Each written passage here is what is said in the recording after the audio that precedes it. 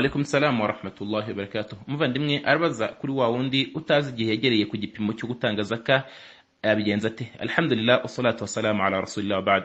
Utazi igihe yegereye ku gipimo cyo gutangiraho zaka, nicyo gipimo no kuzuza wa mutungo uw'Islam bwagennye ko uwufite akawumarana umwaka umutungo we utaramanuka ko uwo ngo wabe yitwa umukire w'uwo mwaka. Naha ngaha ni ya magarama 559 y'ifeza cyangwa se igiciro cyayo, cyangwa se amagarama 85 y'izahabu cyangwa igiciro cyayo. Ufite umutungo ungana gutya, uyu nguyu akawumarana umwaka abasabwa kuwutangira zaka.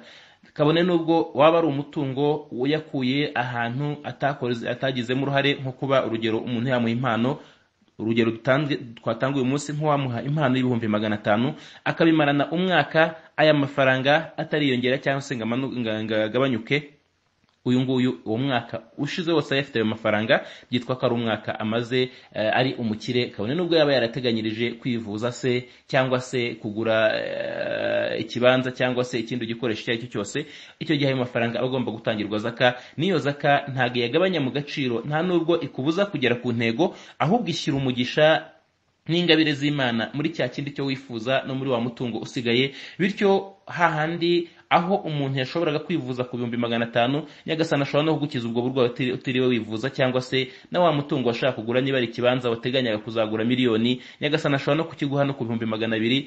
N'ibyo ngibyo ku Mana nta gitangaza, icy'ingenzi ni imigisha y'Imana mu mutungo w'umuntu. Iyo uyu mutungo rero iyo bigushobeye ukibagirwa igihe waba warawufatiye, cyane cyane nko kuri bandi bafite imitungo izenguruka mu bucuruzi cyangwa se n'ahandi, ahangaha ashingira ku byo yumva yizeye neza adashidikanyaho, akabara amezi ashingiye ku yizeye neza adashidikanyaho, nko kuba yatekereza igihe amaranye umutungo. Urugero, igitekerezo cye kidashidikanywaho muri we kikaba ari amezi 9, icyo gihe amenya ko asigaje amezi 3 kugira ngo atange zaka.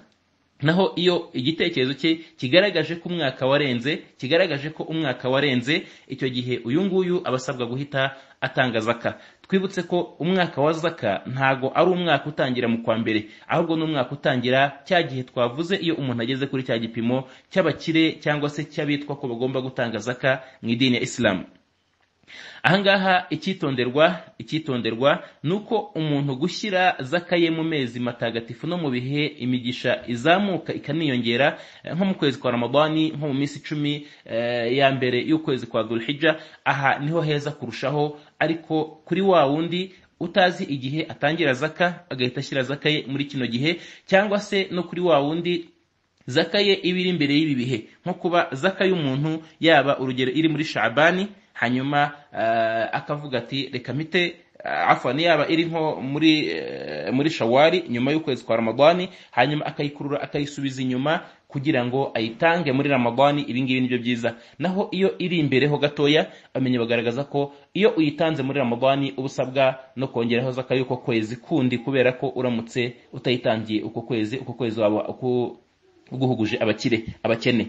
Bityo ni gutyo zaka igereranywa, hanyuma utabyibuka agashingira ku bitekerezo no ku mibare.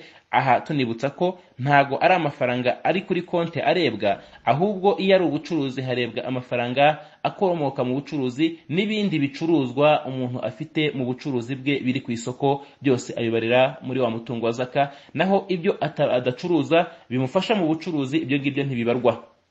Urugero, nk'imodoka imutwaza ibicuruzwa bye, cyangwa se utubati abikamo namanikamo ibyo acuruza, ibyo ngibyo byo ntago bibarirwa zaka, cyangwa se inzu acururizamo, ibyo ntibibarirwa zaka. Ariko bya bindi bicuruzwa biri ku isoko biri kugurishwa no kugurwa, ibyo ngibyo nibyo bibarirwa muri zaka, hiyongeyeho n'aya mafaranga abikomokamo cyangwa se atanabikomokamo, kubera ko uwo mutungo wose witwa umutungo we. Wallahu a'lam.